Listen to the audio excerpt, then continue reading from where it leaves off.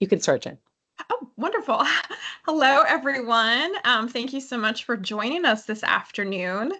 So, the History Department at TCC Connect would love to welcome you to our talk today called Midnight Riders and Morning Guns 250 Years After Lexington and Concord.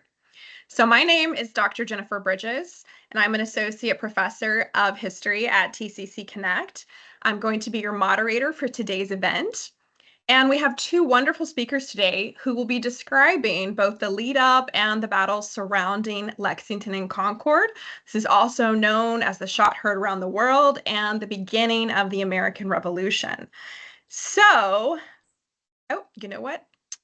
Our first speaker is Dr. Chloe Northrup, the department chair and a professor of history at Tarrant County College. She received her PhD in history with a minor in art history from the University of North Texas. Her recent publications include Flagellating Females, Incense and Insensibility in Plantation Jamaica, and Fashioning Society in 18th Century British Jamaica. In fall of 2024, she was a guest curator for an exhibit commemorating the 80th anniversary of the end of World War II in Johnson County, Texas. And she is currently working on a project involving celebrity and material objects of British naval heroes in the 18th century. Our second speaker today is Dr. Jason Frawley. Dr. Frawley earned his PhD in history from Texas Christian University and has been a faculty member at Tarrant County College since 2005. He currently serves as professor of history, and he received the Chancellor's Award for exemplary teaching in 2021. In addition to his work at TCC, he has held appointments at Gettysburg College in Pennsylvania, where he was the Thomas W. Smith Postdoctoral Fellow, and at Shepherd University in West Virginia, where he served as the George M. Nethkin Memorial Fellow. So after our speakers are done talking today, we will have a question and answer session. So you'll notice at the top of the screen, there's question and answers. You can add those as you think of things as you go. And then when the speakers are done, we will discuss. And you will also, at some point, maybe later in the talks, receive a link for attendance. And please, especially if you're here to get extra credit for one of your classes, please be sure that you fill out that link for attendance and pay attention to that. So without further ado, let us welcome Dr. Chloe Northrup to speak.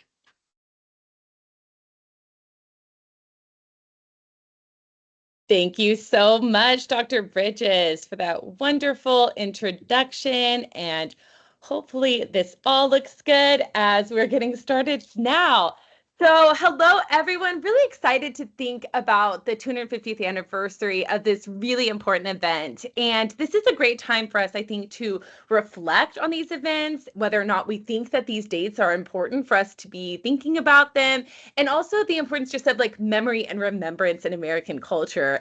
And I think that these are really fascinating things that happen. And many of this stuff that we're going to cover today, you might remember from when you were younger in elementary school, maybe you're covering it in your 1301 courses as well. But so we might be getting into a little bit more detail on this and thinking about the significance and the long-term effects of some of these actions.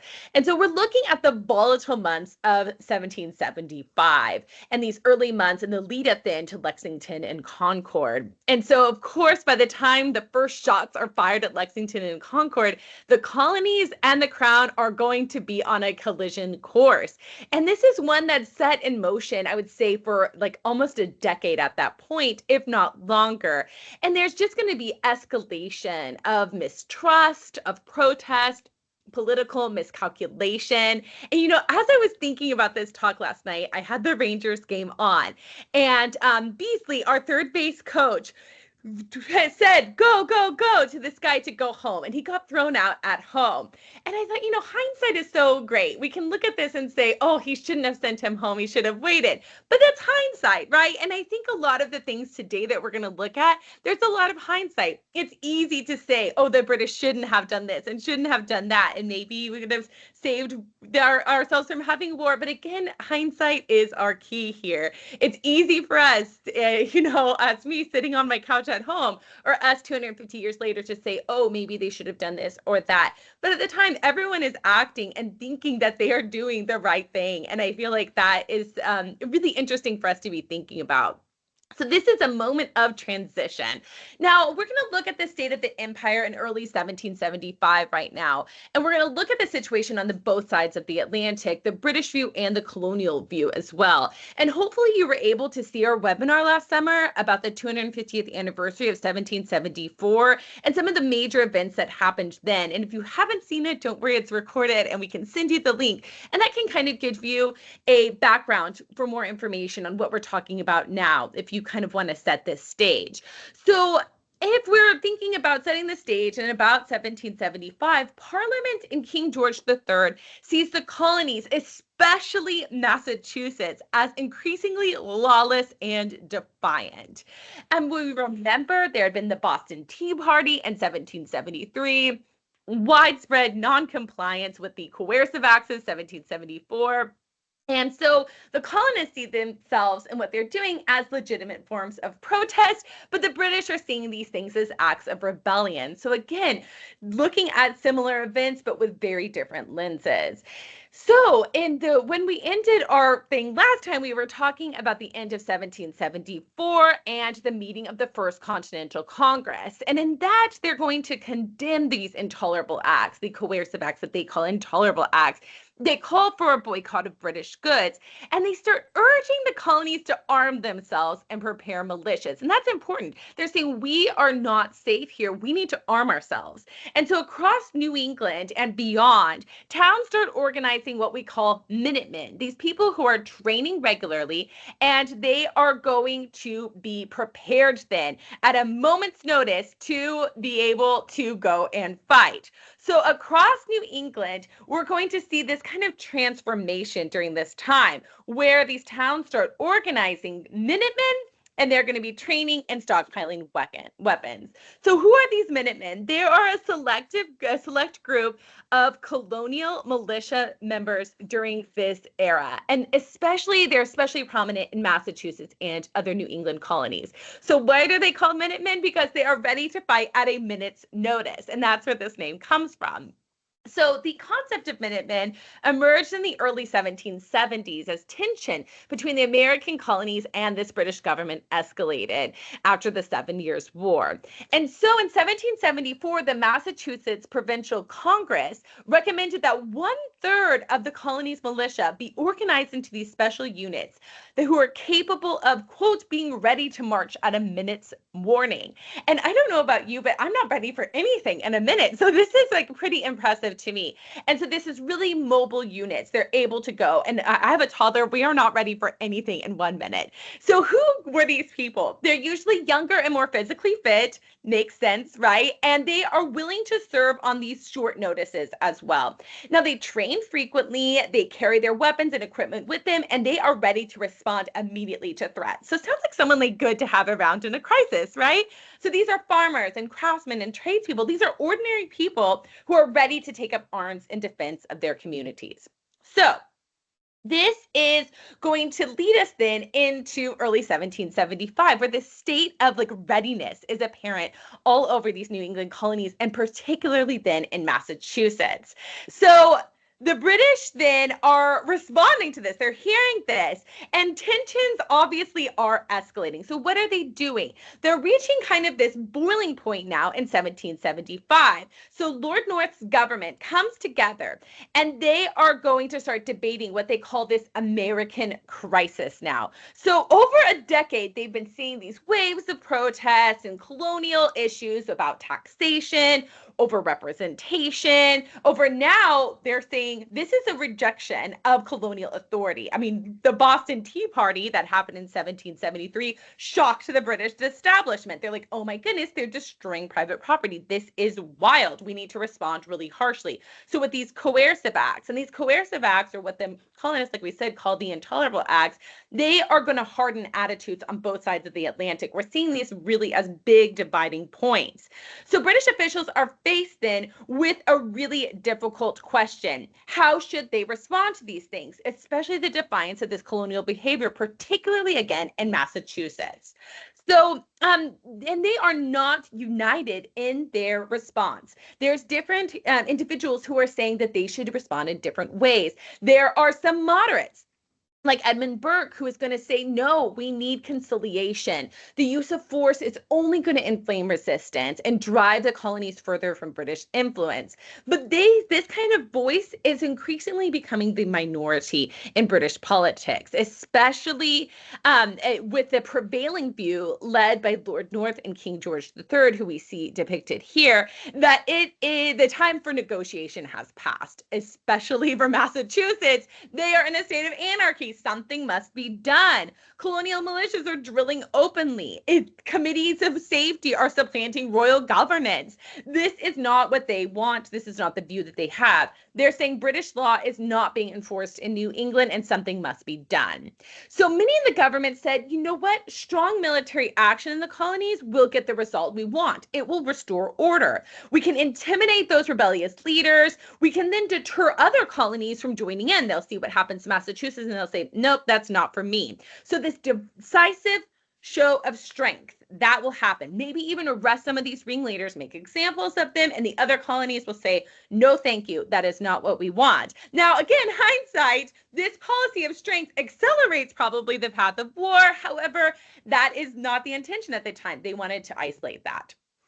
So in early 1775, General Thomas Gage was the British commander and military governor in Massachusetts. He's facing a delicate task. He has about 3,000 to 4,000 British soldiers stationed in and around Boston. And he is, right there in Boston, but the countryside around is filled with armed and angry colonists. Yikes, right? Now, Parliament tells Gage, you need to take this decisive action. Like, go seize those weapons and ammunition that the colonists are stockpiling, especially those near Concord. Go and arrest those key leaders like Samuel Adams and John Hancock. Now, at the same time, the Patriots are doing their own reconnaissance. Their own leaders like Paul Revere and William Dawes and others in the Sons of Liberty are building their networks, watching the British troop movements, and they're going to spread warnings to the countryside. So, and this is kind of where we're at now in early 1775. So in early 1775, local resistance is going to even grow more bold, if that's possible. There's these things called the Sussex Resolves that are passed by Massachusetts that are going to say, you know what? We need to disobey those coercive acts. We need to stop paying taxes to the British government, and we need to have more militias to prepare for impending conflict. So in effect, really, we see colonies like Massachusetts setting up an alternative government and refusing royal authority. And so Gage is in Boston, basically, yes, with his soldiers, but he's surrounded by people who are saying, we do not even see you as a legitimate authority. So from the British perspective, this is open insubordination, if not treason. But from the colonist perspective, this is them protecting their rights. Now, not everyone is excited about the possibility of war in the colonies. Merchants are afraid this could disrupt trade. And we can see this especially in images like this. This is an image, this is called a political cartoon. These are often also referred to as satirical prints, and these come out fairly quickly. They can be disseminated to a fairly large group, and also they would be posted on shop windows so people could see these. And so this would help contribute to the conversation about what is going on in colonies and in politics, in the rural government, and these are really recognizable figures. So this is called the political cartoon for the year 1775. On the far left, I'm wondering if you can see if I I think I can draw. Ooh, wait. Don't try it. Don't try. You can see over in the top left, America is in flames. So you can see the smoke rising and America's in flames. There's a devil holding a money bag of national credit. There's two horses drawing these ministers, and they are labeled obstinacy and pride. And they're trampling on the beloved British documents, the Magna Carta and the Constitution. They are pulling then. They're pulling in the this carriage here. slumbering or a dozy King George III, and also then Lord Mansfield, who is an influential Chief Justice. They're sitting in this carriage and kind of maybe unaware of what's going on, what's happening here. They might not even know. And so these are going to be steering Britain probably to ruin then. Naming these horses Pride and Obstiny shows that the king and his minister are being pulled forward, not by wisdom or by public interest, but by refusal to listen, refusal to compromise. So this is really biting. This is ironic. We see greed. We see other ministers in the back, like the elder Pitt, then holding up his hands and no. So there's some people, saying no, but most people are just driving this horse and this carriage to utter ruin then. And this is kind of showing, this comes out in early May. And as we know, Lexington and Concord happens in April 19, but this probably word had not gotten back by the time this print came out on May 1. So it's largely probably not influenced by the things that were happening, and yet it's influenced by the larger conversations that were going on. It would be interesting to see if this image would be different with news of Lexington and Concord and what will happen there in a few, contemporaneously to this image coming out. So this is kind of showing then this impending catastrophe that's coming around, and at least through the British eyes. And it's showing that a lot of people feel anxious about this and are also anxious about British role, especially in the moments leading up to Lexington and Concord. And there's just discontent on both sides of the Atlantic with the government and what's going on. So as we see, this march is continuing on. So if we just to remind ourselves where we are in the early months, these colonial militias are intensifying their efforts. They are drilling on village greens. They're holding secret committees of safety. They're hiding arms and ammunition in locations all around New England. And in February, General Gage sends troops to Salem, Massachusetts to search for weapons. And this mission is going to be blocked by armed civilians without violence, though. But this is foreshadowing then what will happen in April. Tensions flare up again when there's some other alarms, when British forces attempt to secure powder stores, and thousands of colonists start mobilizing, thinking war has begun. These false starts that are happening in the early months of 1775 show how ready and reactive the situation is. So in England, then in London, the mood is shifting from frustration to resolve. So there's been again this decade of protest and boycotts and defiance. And King George III and Parliament are losing patience. They're saying this is lawlessness, this is rebellion. And so in February 1775, Parliament will formally declare that the colony of Massachusetts is in a state of rebellion. It's not about political disagreements or maybe some disobedience and protest. They are officially viewed as being in revolt by the crown. So this declaration gives General Gage, then the governor in Boston, the justification to use military force to suppress then resistance, including again arresting the leaders and disarming local militia. So the British government does not stop there as well. In March 1775, they passed the New England Restraining Act, which is going to target 4 New England colonies: Massachusetts, Rhode Island, Connecticut, and New Hampshire. And this is restricting then the colonies' trade, those colonies' ability to trade, saying they can only trade exclusively to Great Britain and the West Indies, and ban the colonies from fishing off of the coast of Canada, off of Newfoundland and Nova Scotia, which has long had been seen as part of their colonial rights to do. So this is going to be kind of an economic punishment for the colonies, and it further removed them then from this kind of imperial framework and have them then feel like they're under these more restrictions then. And it's going to show then that and then it's going to result, in American boycott of British goods and growing independence of colonial commerce.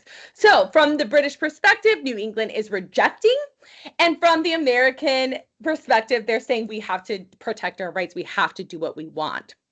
So on April 14, 1775, the British General Gage, and who again is the military governor of Massachusetts, is going to receive orders from London that it's time to go destroy those colonial stores. And they believe that they are hidden in the town of Concord, which is about 20 miles northwest of Boston. Disarm this rebellion, let's get it done.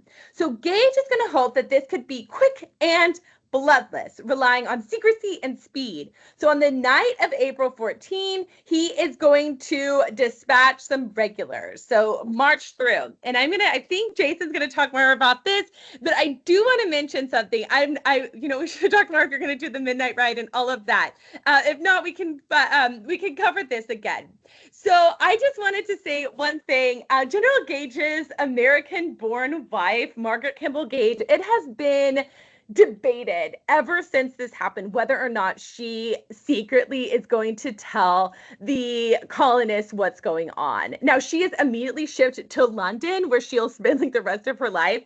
And some say like, oh, she knew what was happening. She was well aware, and she like told, and she was spy. And other people said, oh no, she would have never done that. I think she looks kind of mysterious, and maybe I like the idea that she might have. And so I will leave here about whether or not we can talk and debate whether or not we think Margaret might have leaked her husband's secret orders to to the Patriots and to the colonists, and maybe tipped off Paul Revere and the Sons of Liberty and those who are going to actually make it out there. I will pause here, and if Dr. Frawley is not going to cover the midnight ride and all of that, I'm happy to do as well. But I'll pass the baton for now.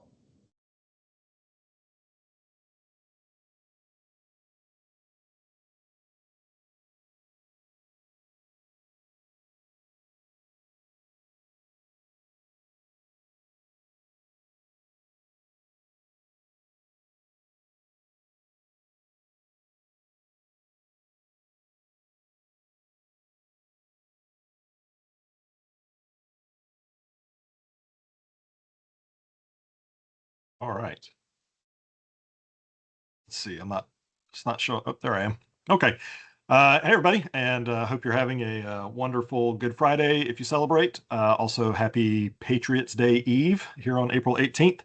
I want to thank Dr. Northrup and Dr. Bridges for inviting me to participate in this event. It's always a pleasure working with them.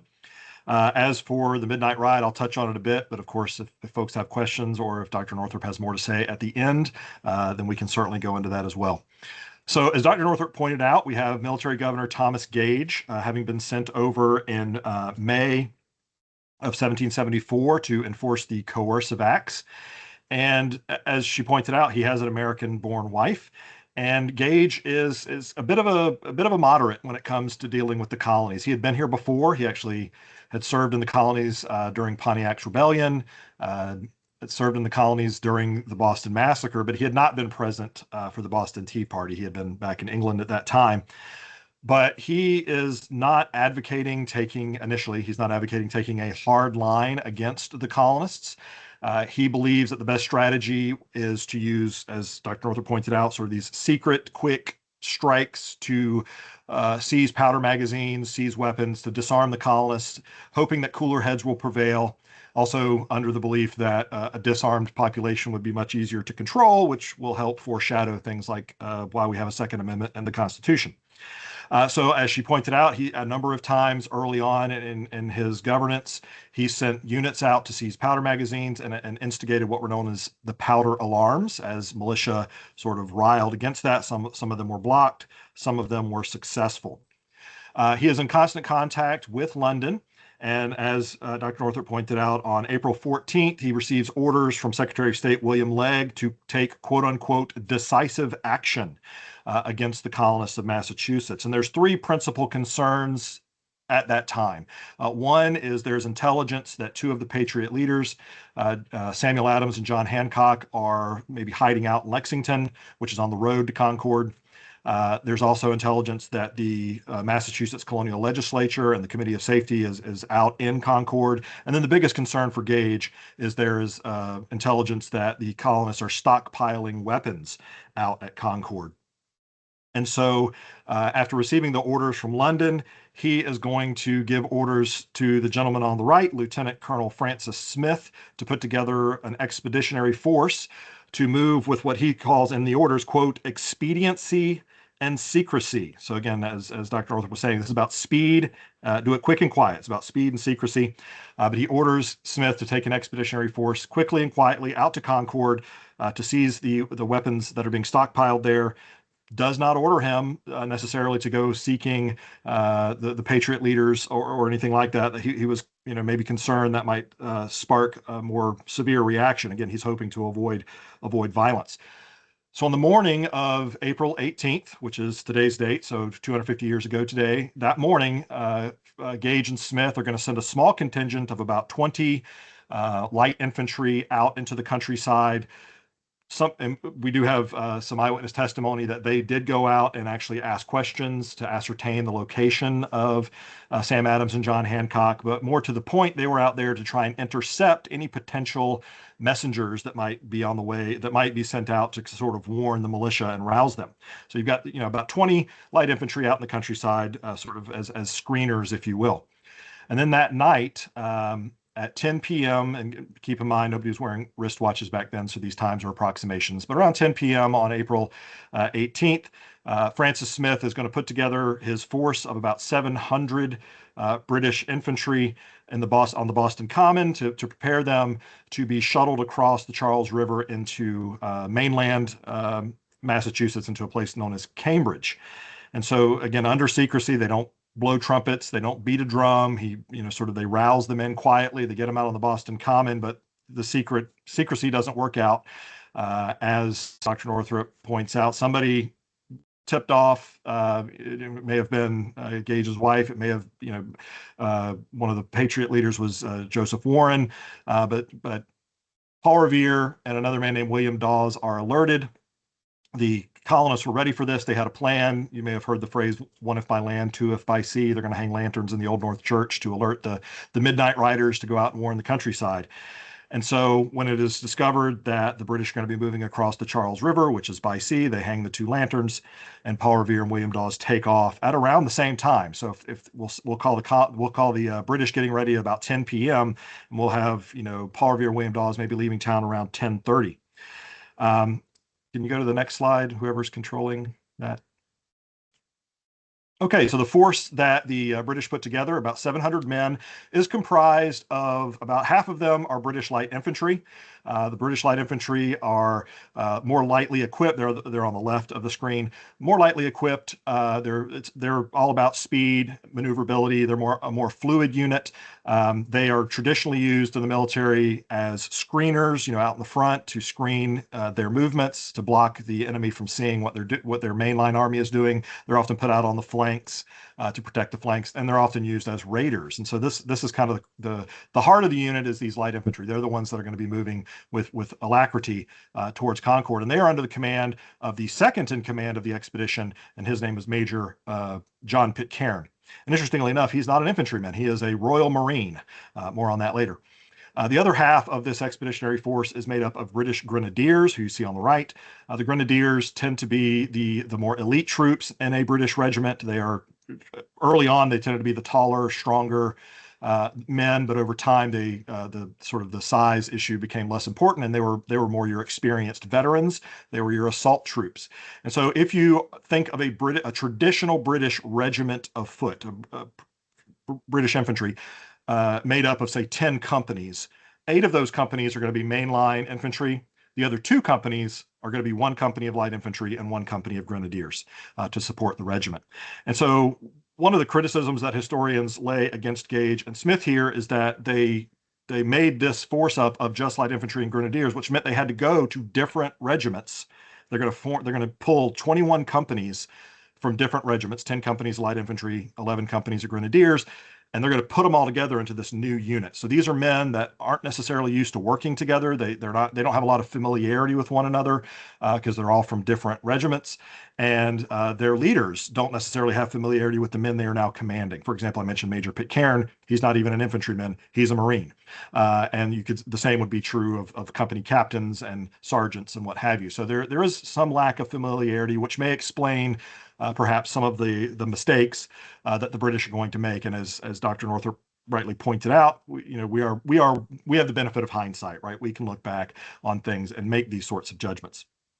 But he puts together his force there on the Boston Common at about 10 p.m. and ferries them across, and they arrive in Cambridge on the mainland of Massachusetts by about midnight. And so if you'll go ahead to the next slide, please. Once they arrive on the mainland, you can see that Boston sits out there on a peninsula. If you look to the right on this map where it says where the number 3 is. Once they arrive in Cambridge on the mainland, there is a further delay because they have to await their equipment. They have to wait for all the other units to come across, then they have to wait their equipment. They were given extra ammunition and rations. That takes about another 2 hours. And so between the time they're mustered on the Boston Common at 10 p.m. and the time they start marching towards Concord, about 4 hours pass. They don't really start marching until about 2 o'clock in the morning on April 19th. And so you have this 4-hour window where Paul Revere and William Dawes are riding to Lexington and alerting the countryside. Bells are being rung, guns are being fired, fires are being set, sort of like semaphore to, it reminds me of that scene in Lord of the Rings where they, light the banners and light the fires and all to alert everyone. And so this is a 4-hour window in which more and more of these minutemen and militia are going to be moving to this center of gravity, to the area that you see on this map. So like I said, about 2 in the morning, the British do start their march towards Concord. They have to go through Lexington, of course, to get there. Meanwhile, Paul Revere and William Dawes, they arrive in Lexington at about midnight, and they do find John Hancock and Samuel Adams there. They do alert them that the British are coming, and so they're able to get away to relative safety. They do alert the militia commander there to get ready for the British to arrive, and then they continue their midnight ride. And they actually meet up with a third rider named Dr. Samuel Prescott. He was a doctor who lived in Concord, but he had been in Lexington on the day of the 18th courting a woman. And so they meet up with him. And so these 3 riders continue toward Concord. Paul Revere actually gets captured by those 20 scouts that the British had sent out. So Paul Revere actually gets captured, his horse is seized, he's allowed to go free, but he is not able to continue the ride. William Dawes is thrown from his horse, so he also doesn't continue the ride, but Prescott continues on to Concord to warn them, and other riders are going to join in. And again, there's all sorts of other alarms going off to alert the Minutemen in the countryside. As Smith starts his march at 2 in the morning, he puts Pitcairn and the light infantry in the front and orders them to quick march to Concord. Again, this is about speed and secrecy. He's got the grenadiers in the rear. He also sends a message back to Thomas Gage in Boston to go ahead and start planning for reinforcements. More on reinforcements later. If you'll go ahead to the next slide, please. So here's the statue that is in Lexington today. It's believed to sort of depict John Parker, who is the captain of the militia there at Lexington. John Parker was a veteran of the French and Indian War, and these are not Minutemen, right? None of these soldiers on the American side are professional soldiers by any stretch. This is not to belittle their activities by any means, but to sort of draw a parallel to the modern era. Kind of view them as like the volunteer fire department, right? These are farmers, these are shopkeepers, these are merchants, tavern owners, what have you. They have this side job of being ready at a moment's notice to defend their town or to defend their county or to defend their colony. And so Parker, when he receives word at midnight that the British are coming, he's going to rally his militiamen. These are technically classified as training militia, out on the Lexington Green to discuss their options. He gets over about 100 militiamen there, and they wait and they wait and they wait, and the British don't appear to be coming. And they begin to wonder if maybe this was a false alarm. He sends scouts out east of town to see, hey, where are the British? How close are they? And over time, his force essentially depletes. Some of them go home. Some of them go to a nearby tavern. You can see it on the map there in the bottom right. It's called Buchanan's Tavern, thinking that maybe this was a false alarm. At about 4 in the morning, one of his scouts rides into town. The last scout that he had sent out, actually, Thomas Bowman, rides into town and alerts Parker that they're here. They're about 30 minutes away. You need to get ready. And so he rallies his militia again out on the Lexington Green, which is the area you see in the triangle formed by those roads there. That's the Lexington Green. You also see it behind me in this painting. But he forms his men up there, and they discuss what to do. And the the intelligence gathering of the colonists was pretty good, right? They've been warned, and they're pretty confident that the target is Concord, right? That's where the colonial weapons are being stockpiled. They're pretty sure that's where the British are headed. They also are pretty sure that those weapons are long gone, that the Americans had or the colonists had alerted the people of Concord that those weapons have sort of been secreted away, and so there isn't a feeling that Lexington is somehow the target, right? John Hancock and Sam Adams are gone. And so the decision is made not to block access on the road to Concord. If you look at the map there, you'll see that southern road with the arrow pointing. That's the direction that the British are going to be going to get to Concord. So Parker does not establish his militia on that road to block the British from going on the path that they plan to go. Instead, you can see he puts his militia over farther to the right. And he also puts them in parade formation. They're not in battle formation. They're not in these long lines ready to fire volleys. They're in parade formation. And from their perspective, and again, Dr. Northrup had talked about this, about trying to understand things from the perspective of the historical actor, sort of putting yourself on the inside of the event. From the colonist perspective, this is a show of force. Like, hey, we see you. We're protecting our town. It brings up images of maybe some things that happened more recently in the news that I don't want to go too deeply into. But this idea that, hey, we're going to protect our property, but we're not here to sort of mess with you or block your movement. In fact, John Parker in his later deposition said, quote, "I ordered our militia to meet on the commons and concluded not to meddle or make with the regular troops unless they should insult or molest us." And so they're over there in sort of parade formation watching the British. Well, about in the 4 to 5 o'clock hour, the British come marching up, the light infantrymen in the front, and they see the American, I keep saying American, but the colonial militia, out there on the Lexington Green. And from their perspective, that there is a show of force. And so their concern is, do we just keep marching down the road in column? Like, we're not ready. And when you're marching in a column, you're sort of vulnerable. You're not in a fighting formation. And if we just march down this road, we're leaving this militia group on our right flank, right? Our right flank will be exposed. That could be a danger. And so even though Major John Pitcairn is the overall commander of the light infantry, he is not directly in the very, very front. There's another Marine lieutenant named Jesse Adair, who's actually in command of the very front company. And so when he sees these militia out on the green, rather than turning left to head to Concord, he goes straight and positions his light infantry in contest against Parker on the green. And Pitcairn quickly comes up behind and further positions the rest of the light infantry there to confront these colonial militia. At this point, things get very confusing. We have lots of depositions from both sides. We have eyewitness testimony from the colonial militia, from the British infantry, and from a lot of civilians. It's estimated there were anywhere from 20 to 100 civilians gathered around Buckman's Tavern to sort of watch these events unfold. If you'll go ahead to the next slide, please. And so there's Buckman's Tavern in that right photograph today. And then if you look to the left, this is an engraving done by a silversmith.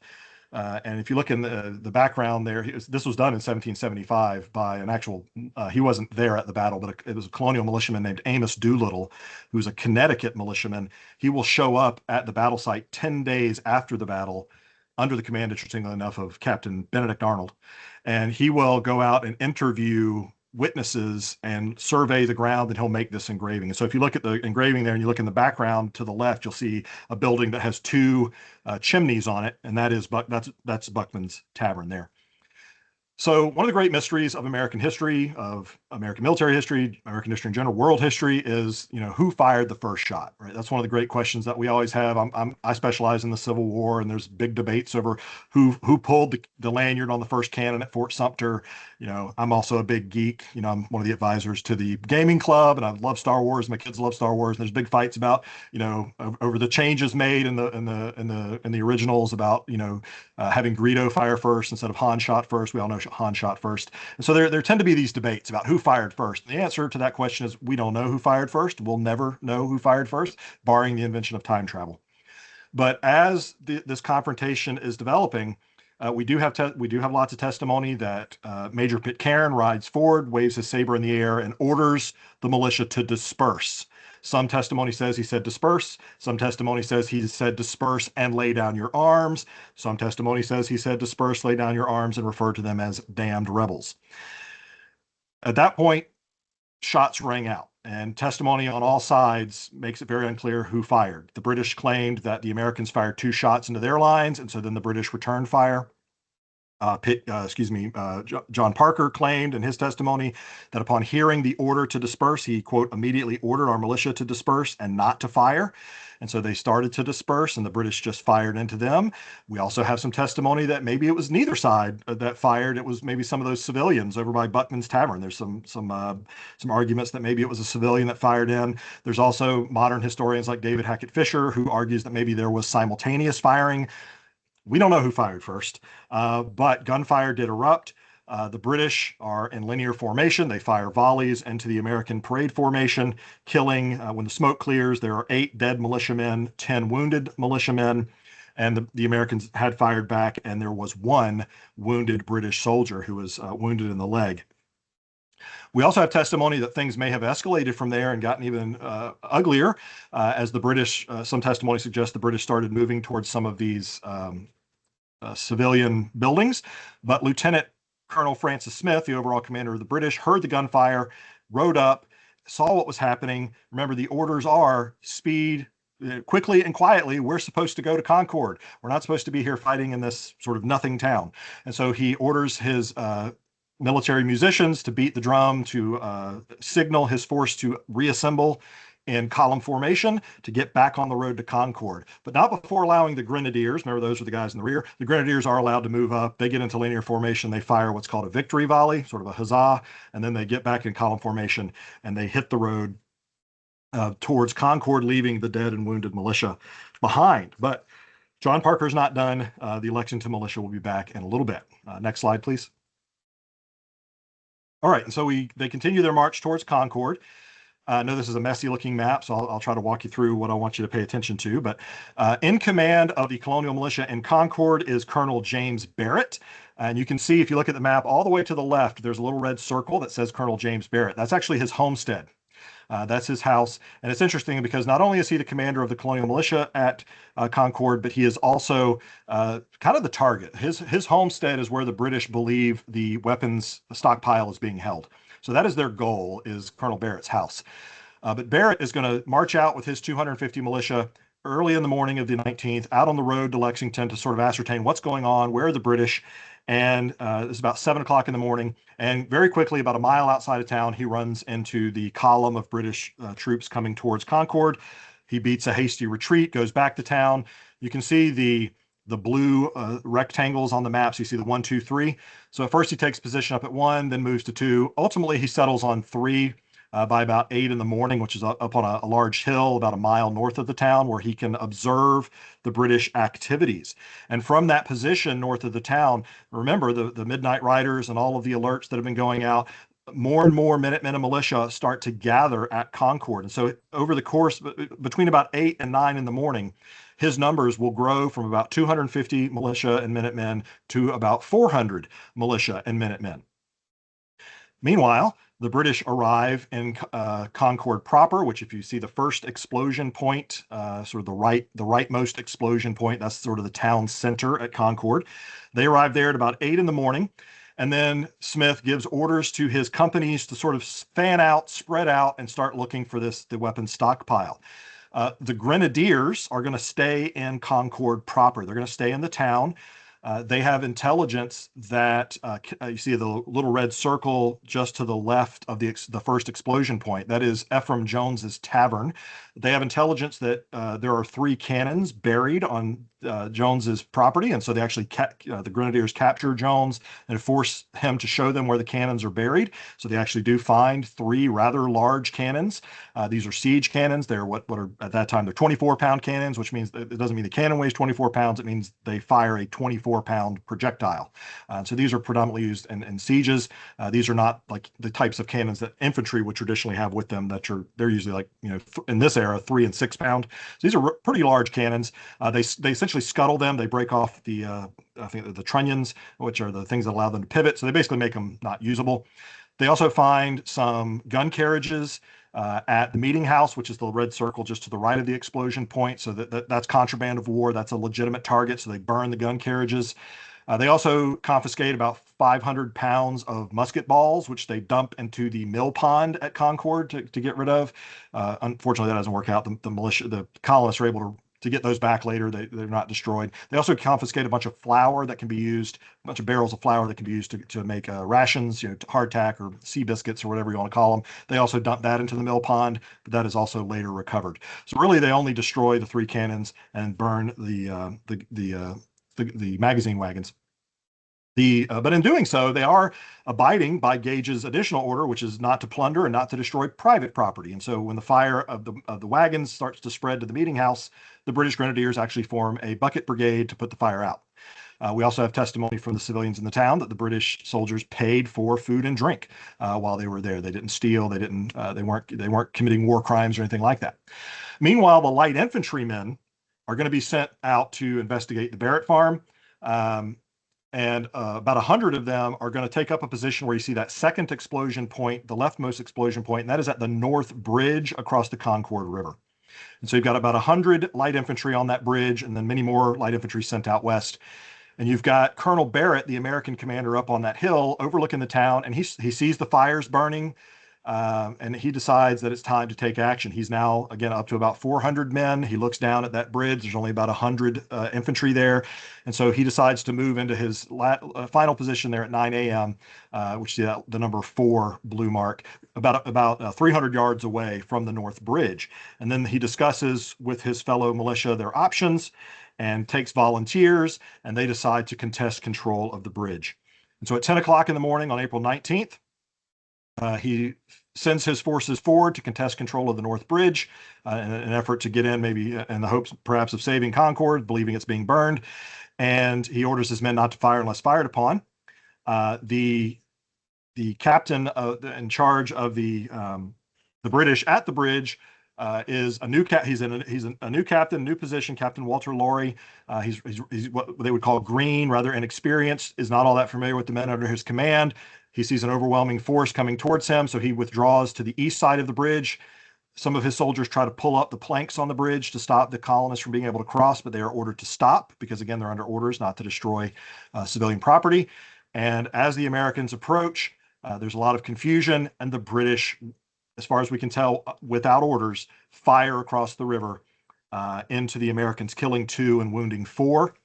The Americans return fire at a distance of about 50 yards across that river, killing 3 British infantrymen and wounding 13. Now, another one of the big debates about all of this day is you've probably heard the saying, "The shot heard round the world," the very famous saying. And the question is, what is the shot heard around the world? Well, some believe it's that mysterious shot back at Lexington. Who fired that mysterious shot, that shot heard around the world, that shot that triggered everything? And perhaps that is it, but a lot of other folks believe that this shot, the militiamen firing across the Concord River at the infantrymen, that it's actually the shot heard around the world, because the saying "shot heard around the world" actually comes from a poem written by Ralph Waldo Emerson in the 19th century called the Concord Hymn, in which he talks about the shot heard around the world. So don't know which one it is, but shots have been fired. The British infantrymen do retreat from their position. Lieutenant Colonel Smith hears the firing at the North Bridge, so he sends some grenadiers up. Remember, these are the bigger, stronger, sort of the shock troops. He sends them up to cover the retreat. And so the Americans are not able to pursue, and the British reconvene in Concord. And sometimes there's this belief that this was it, and then the British were sent into this scurrying retreat back to Boston, but that is not the case. Again, the fight at the North Bridge took place at about 10 in the morning. The British do not start their rather orderly retreat until around noon. Basically, the British forces that were out at the Barrett farm didn't find anything. They come back. They all reconvene there in Concord. Again, they do continue seizing musket balls and whatnot and throwing them in the pond. They eat some lunch or whatever, pay the townspeople for their food. And then at about noon, Smith orders the withdrawal back to Boston. Right? They came to do, they came to act, and they didn't find what they had hoped to find. They found a couple things, and now it's time to go back. And I actually forgot to have you, if you'll go ahead and change the slide, real quick, just a scene here. This is more of Amos Doolittle's engraving. So on the right there, you see his engraving of what he believed it looked like when the British entered the town of Concord. And then to the left, you see his engraving of the actual fight there, with the Americans on the left and the British defending the bridge on the right. And so we can go ahead and skip to the next slide. All right, so as they are marching back, again, in an orderly fashion, they're marching back to Boston. Remember that Smith had asked Gage for reinforcements. And so these are the reinforcements. Gage is going to send out Brigadier General Hugh Percy with about 1,000 more infantry, and they're going to move out at about 9 in the morning to come reinforce the British. Okay, next slide. So the withdrawal occurs in two phases. This is the first phase, which is essentially the march from Concord back to Lexington.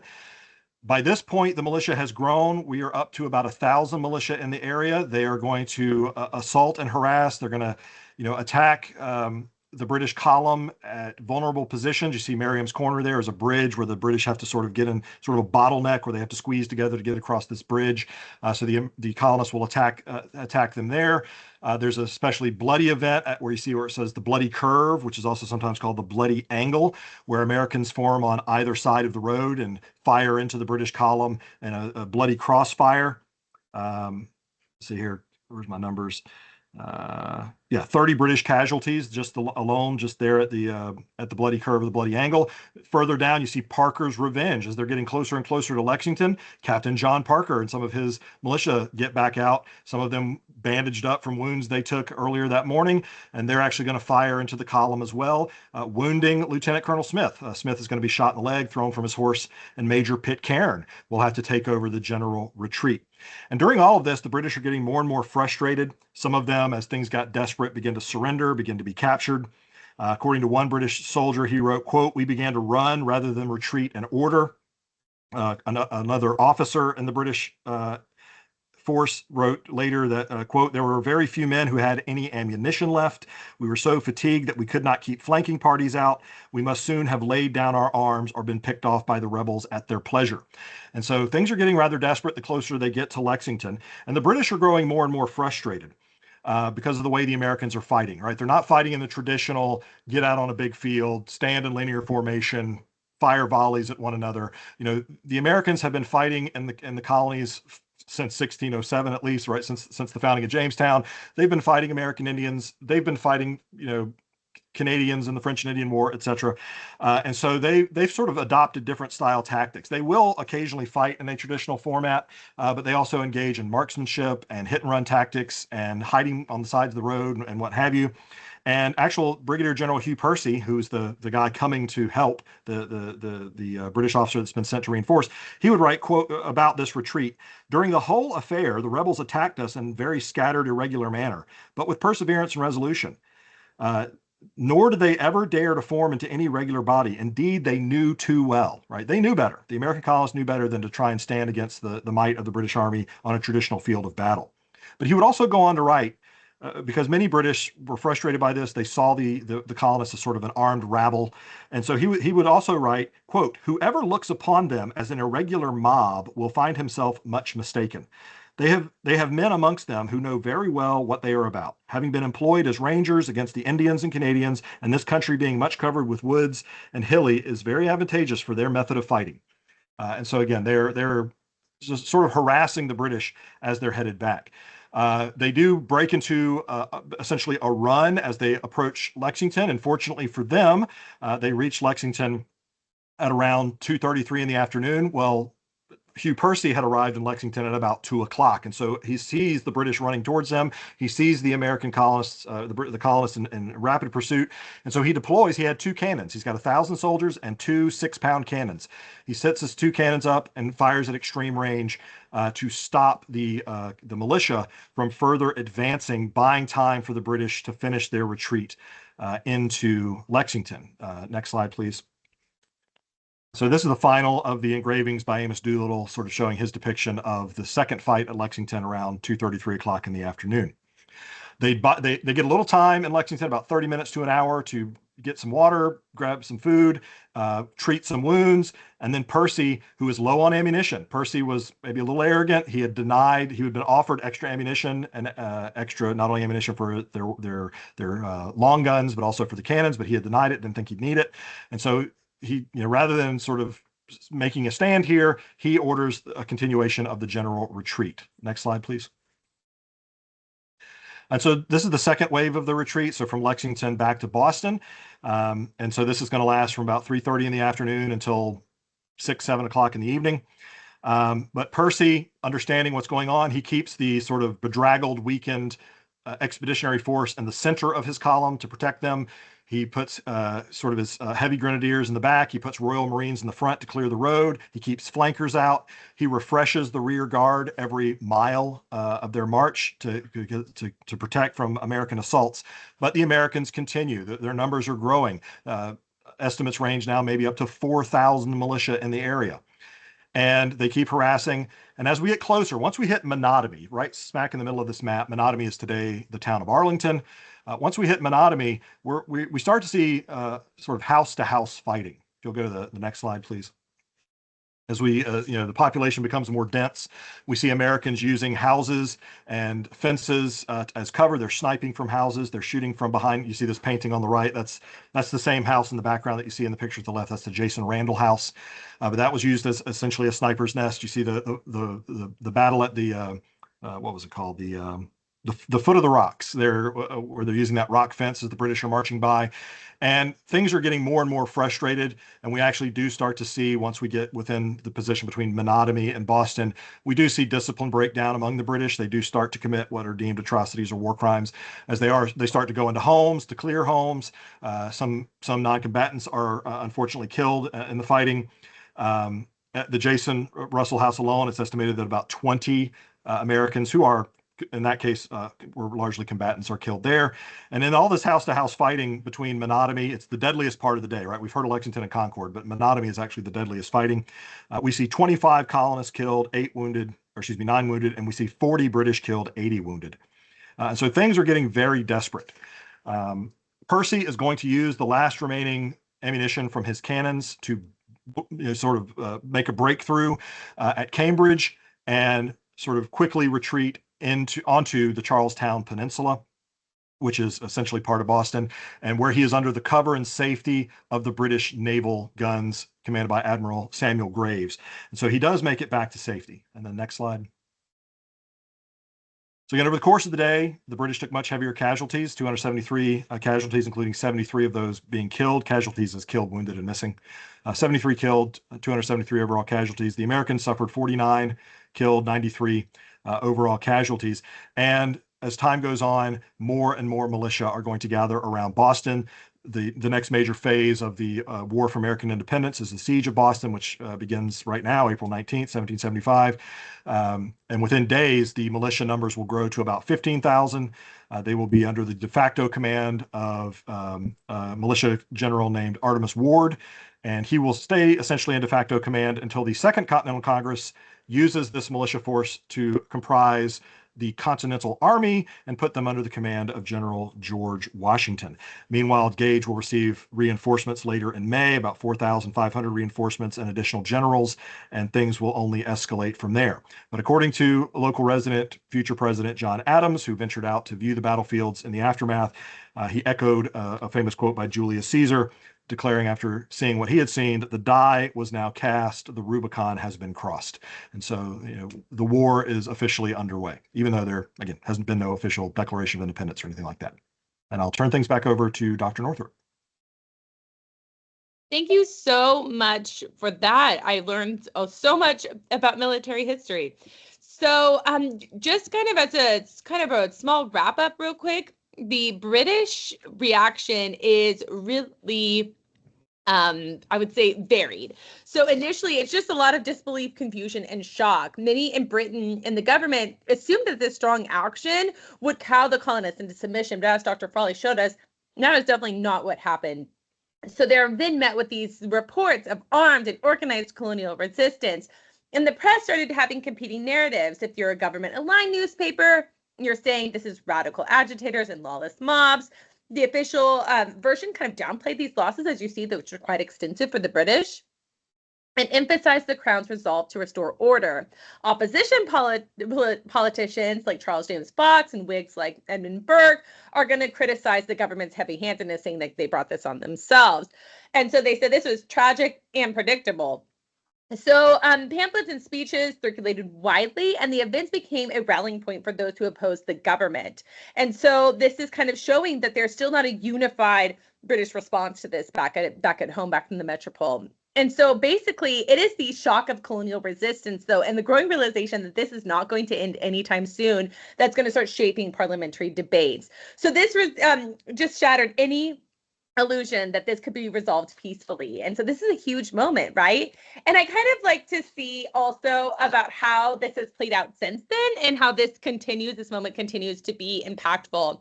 So I went to Concord a few years ago when I was doing some dissertation research, and I remember seeing this monument at Concord, and it is a monument for the British who died at Concord. And so it said, they came 3,000 miles and died to keep the past upon its throne, and heard beyond the ocean tide their English mother made her moan.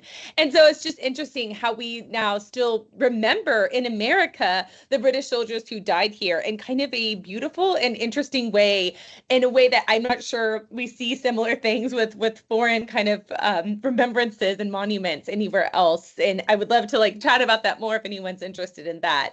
There's also a lot of different museums still that have some artifacts from this event. Paul Revere's lantern is that's said to be one of them that were hung there. It's said at the Old North Church to signal British advance, is said to be at the Concord Museum. There's also support beams from Concord's North Bridge, which Dr. Frawley mentioned, and that's on display at the Museum of the American Revolution. There's other places that are still homes and things like that, and these taverns that are still on display and for the public to be able to go and see and tour. How has it been remembered just in history in general? In 1925, which was the 150th anniversary, there was a 50-cent half dollar that was released with the Minuteman statue on it. There's also been stamps that are commemorative of Lexington and Concord, and there's been different monuments, different Minutemen, and then you saw the one that Dr. Frawley showed as well. And so in case you're wondering, how are they celebrating right now?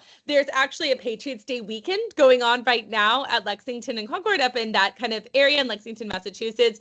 You can also ride the bike trail that you see on the top right here, that goes from this area, from Lexington and Concord and kind of that area back to Boston. You can ride your bike that whole way as well. And then as you see, there's some British reenactors who are going to be participating at the Minuteman National Park. So I really just love how this has become kind of a moment where people are coming together and doing reenactments and different events, and maybe you want to go on a bike ride. And I just saw that I think they've closed off for cars driving, so it's going to be a big kind of walking thing for people to do. And so I'm really interested to see how these events continue to be remembered. And I mean, just us today sitting here and talking about it shows the importance of remembering these events, and for us to know what happened, and also bring up that it's been the 250th anniversary. And so this was at one time called the sesquicentennial, and it is now updated. We call it the semi-quincentennial. And so that was the sesquicentennial, I think, is the 150th, and now we're in the semi-quincentennial, which is the 250th. So it's exciting times for us here. And I'm excited to see kind of what other events are going to come up as we're coming to these important moments for the 250th of the American Revolution and different revolutionary events. All right. So if there's any questions, we have Q&As. I am going to bring other participants onto the screen, Dr. Bridges and Dr. Frawley. Trying to bring Dr. Frawley up. Okay, for any of the Q&A kind of questions that we might have, and anything that we might still want to chat about here as we're wrapping things up today. So right now, we don't have any questions in the Q&A, but I highly recommend you guys listening to please, if you've thought of questions while you've been listening, to please add them now. I do have one question that I wanted to pose to Dr. Northrup and Dr. Frawley. It's something I've thought about before. So how inevitable do you guys think the war actually was after Lexington and Concord? Do you think it was inevitable or not?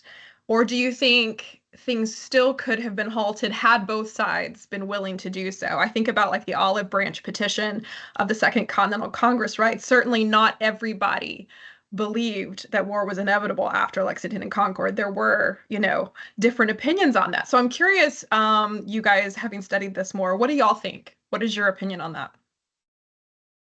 I mean, it seems like I would say for the American colonies, it almost seems inevitable in some ways. And I guess Dr. Foley can disagree on that one. But, I studied the West Indies, and the West Indies experienced a lot of the same different kind of like imperial buildup when we're talking about the different changes after the 7 Years' War. And yet there was not a war, there wasn't the same there was some resistance there, obviously, to the same things, and yet staying within the British Empire at the end. And so, was it inevitable for the American colonies? Perhaps, but it wasn't inevitable, as we see, for the whole British Empire. There were other responses, and there were other ways that people found to work within the British Empire and stay part of it. And so, what do you think, Dr. Frawley? It does even this. Perhaps it was.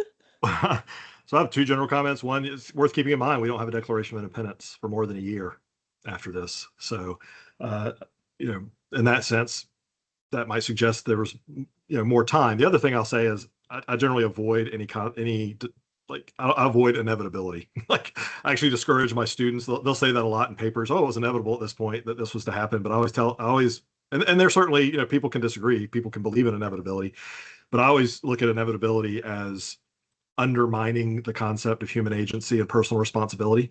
Because once you declare it inevitable, then it's not nobody's fault anymore, and nobody could have done anything differently. And so I just tend to avoid that topic, if you will. But I do think it's worth pointing out that we don't have a sorry, I gotta plug my headset in, that we don't have a Declaration of Independence for more than a year. Yeah, no, I mean, that's very interesting.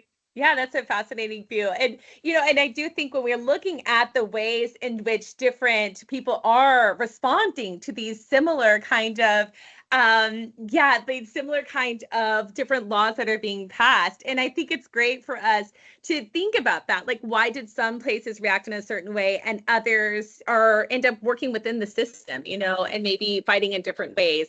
But I feel like once shots are fired, it definitely escalates it to a different level. And definitely we're gone beyond like protests and boycotts for sure. Absolutely. Yeah, thank you guys for sharing that. It's just an interesting question to ask, right? So we have a question in our chat. So are there any major historical controversies or debates about the events of the Midnight Ride? If the British weren't supposed to fire at Lexington, how and why did the situation escalate to violence so quickly? Thoughts on that one? On the second one, if the British, Lexington was not the target, right? They were just trying to get to Concord. How did it escalate to violence? Again, that's kind of lost in the muddle of we don't know. Like, may not have fired first, right? The British may not be the ones who opened fire. There's in their testimony they claim the Americans fired into them first. There's also some testimony that suggests civilian may have fired from the roadside.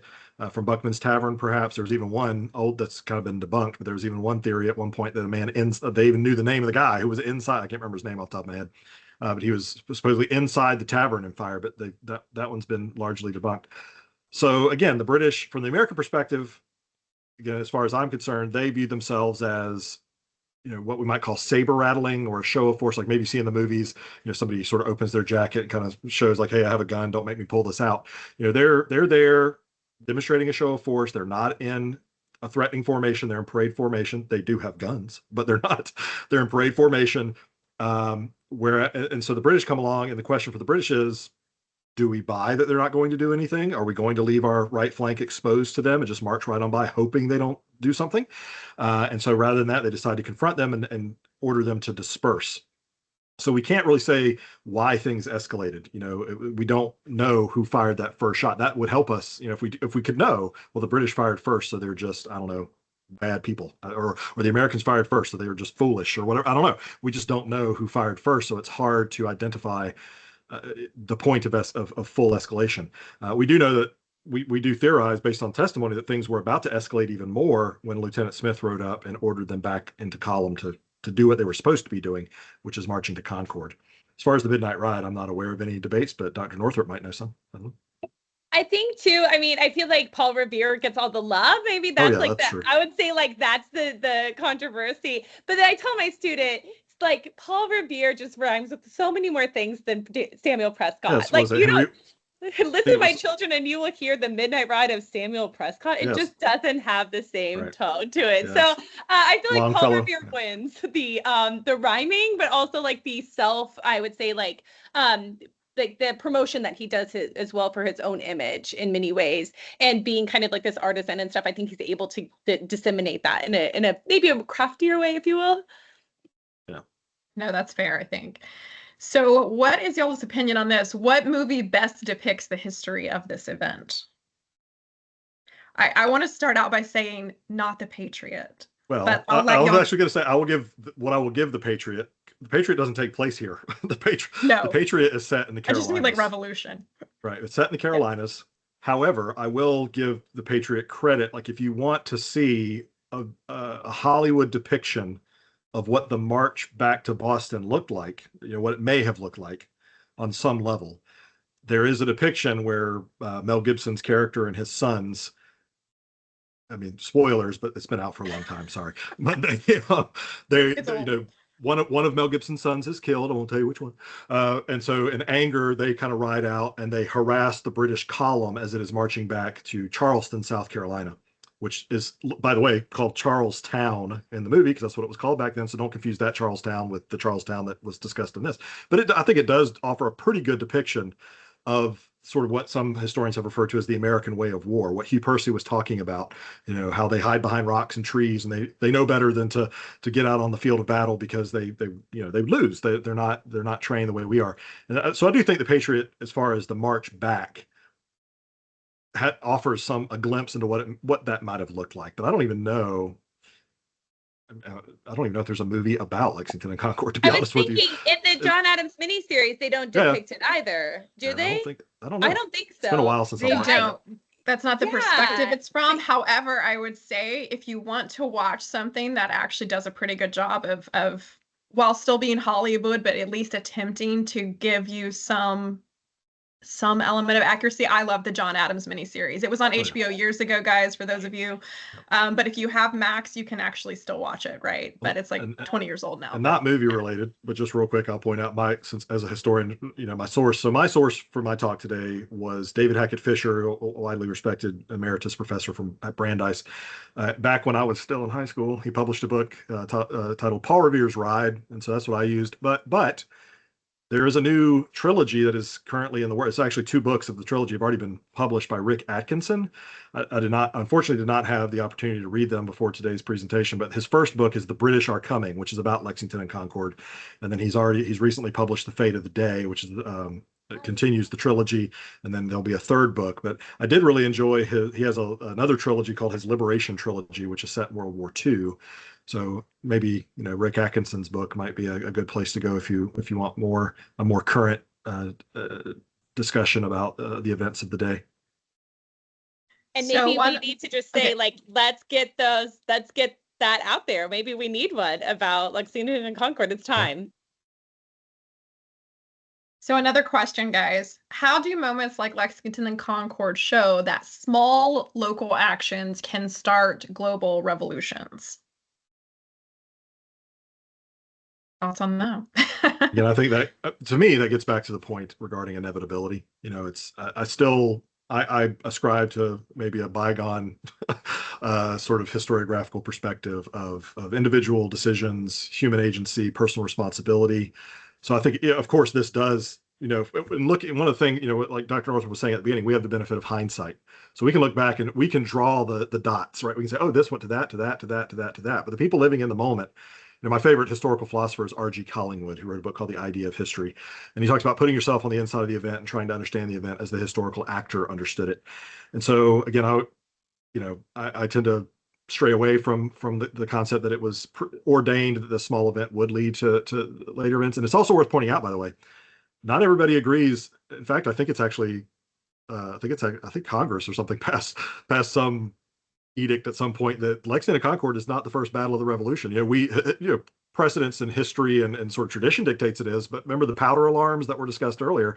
Well, there were some there was some fighting out in Virginia, what is today West Virginia, and one of the powder alarms where people got killed. I mean, some of the I don't know how many, I don't know what the numbers were, but it was kind of similar maybe to what happened at Lexington. Maybe not as big as Concord and the Retreat, but so there were already people being shot and killed in earlier events as well. But we attach a lot more importance to what happened on April 19th. So anyway, that's where I'll leave that. But I want to remind everyone the attendance form is live now in the questions and answers, so be sure to get credit that you fill that out. One more question. Do you think any parts were exaggerated, or do you believe all of it happened just as it's told? Oh, I mean, everyone has their own perspective. If you even see like the narrative that the British are sharing, it's going to be different because everyone, I mean, we always think like we want to be the hero in our own story, right? And so I would feel like your own perception is shaping how you're seeing these events. And I don't know, Dr. Pelly, you might disagree, but I feel like, yeah, the British are going to put themselves in the better light, and both sides are going to be trying to present themselves as the honorable heroes in this narrative. yeah, like I mentioned at Lexington, we have lots of eyewitness testimony from all sides. So it's hard to piece it together because of the issue of perspective and personal biases. And I don't do it I haven't done it lately, but I used to actually have an assignment where students would have to argue over who shot the mysterious first shot, who fired that. And there was this book series called Taking Sides. And so it had testimony that said the British fired first, and testimony that said the Americans fired first, and then I would just let the students go to town making their own arguments. And so I'm sure that there were exaggerations. I'm sure that there were some of it was not maybe. I'm sure some of it was just outright lying, but I'm also sure some of it was just misremembering or seeing things differently, or having a different maybe standing in a different spot, or whatever. So yeah. I always like that with anything, right? There's three parts, right? There's your part, my part, and the truth, right? Yeah. And I mean, you're never going to get to the truth fully, right? But we try. We do our absolute best. But because of memory and different perspectives and the fallibility of all that, you're always going to have things that are missing. So it's just part of the challenge of history and being a historian for sure. Let's see. Were there any people who identified as British and not a colonist living in the colonies at this point in time? If so, how were they treated and what did they do? So maybe this question could be referring to loyalist, perhaps, is what they're actually saying here. I mean, we're talking about 1775 at this point, and so there's a lot of people who I would say are identifying as British and are kind of just wondering what's going on, and they don't like certain things, but they're definitely not ready to rebel yet. And so there's a lot of people who are, I would say, just trying to figure things out within this very interesting political spectrum. So I'm not sure if that helps that conversation, but there's still a lot of people who are definitely identifying as British, and they are colonists, yes, but they are living there, and they are very much confused as to what the best route is. And I think that there's a lot of debates, and I think most people just kind of wanted to be like left alone and to be able to just like live their lives, right? So yeah, I mean, I'm not The way sure. I always saw it is the way I used to draw a pie graph on the board when I taught face to face, and I would say about a third of the colonists were Whigs, which are the rebels, right? About a third were Tories, which are the loyalists, and about a third were apathetic or didn't, they just want to live their lives. You might wonder how can people be apathetic, but just look around. But like I would say I feel like even earlier there's probably more like still kind of wondering, or more British and more or people who are British or apathetic, and I feel like that number is going to like kind of shrink. But it's always the loudest voices that we hear the most of, no matter what, right? But there were, people who showed sympathy. People who showed sympathy to the Americans some of them are going to be mistreated by people who are sympathetic to the British, and vice versa. For example, in this, I didn't stick it in today because we had running out of time, but when I mentioned Percy had come out to reinforce Smith, he had denied extra ammunition. Well, Gage sent some anyway, sent a little train out to send it to him. And as they're coming out, they saw a guy and they asked, hey, what's the quickest road? What road gets me to Lexington the quickest? And not knowing what was going on, I don't even know what this guy's sympathies were. He just directed him and said, oh, it's that road. I can't remember this gentleman's name, but he's in the source material. But he was later bullied, and I don't know what ultimately happened to him, but he was not forgiven by the Americans for helping out the British. And again, as far as I could tell from what I read, he was not like a British sympathizer. He was just like, oh, it's that way, and so, yeah, so British, people on both sides are going to be mistreated by people on both sides throughout the conflict. And depending on where you lived, right, different colonies, there were different levels of this too, right? The further away from New England you got, the further south you got, the more loyalists there were. Yeah. So, because sometimes those people's lifestyles fit better into the British system, right? And there was a lot of economic fear of separating for people. So it did vary greatly. And you always hear about the Civil War being like brother fighting against brother, but I would say the revolution, you would be far more likely to see families fighting against one another within their own families and different divides. I think in the Civil War, sure, there are places where that happens, but depending geographically, it's less likely. But in the revolution, this is far more likely that it does incredibly break apart families. And then I mentioned specifically, probably the most famous example is Benedict Arnold. I mentioned him just tangentially, but Benedict Arnold started out fighting for the Americans and ended up fighting for the British. So let's see. I know the British encouraged slaves to fight for them in trade for freedom, but were there any white colonists that decided to join the British instead of fighting for the colonies? Oh, yes. There's a lot of different examples.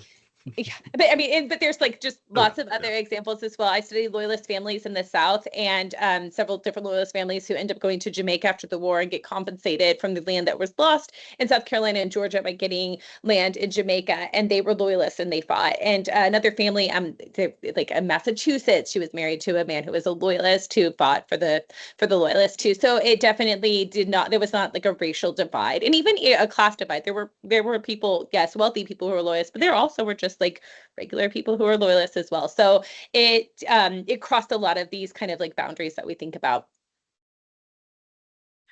So if anyone has any more questions, now's the time to add them. Otherwise, I think we're kind of coming up to the end of this. We're wrapping up. Does anyone have anything else? Dr. Northrup, Dr. Frawley, anything else you want to add? This weekend, if you're spending time with your family, definitely bring up Lexington and Concord and like share what you learned today and talk about that. Talk about the 250th anniversary, yes, and how maybe bring up that there used to be these little coins that were made to commemorate and like maybe how fun. There are 7 states that officially celebrate Patriots Day as a state holiday, and the Boston Marathon is an homage to the Lexington and Concord. In fact, if you may remember back when there was the bombing, what was it, 2013? The bombing of the Boston Marathon. There was a movie made about the Boston Marathon bombing titled Patriots Day. So there's a lot of remembrance still going on. Yeah.